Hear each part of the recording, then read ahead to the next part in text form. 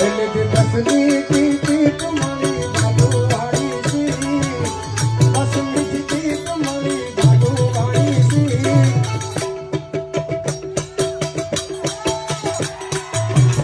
બાપુ આને તાળીથી વધાવો ભાઈ કારણ કે આટલા છોકરાની આંગળી છે ને આંગળી પેલા તો તબલા ઉપર ન પડે એટલે દાદા આમ જો 5 મિનિટ બેસી જાવ હા બોલો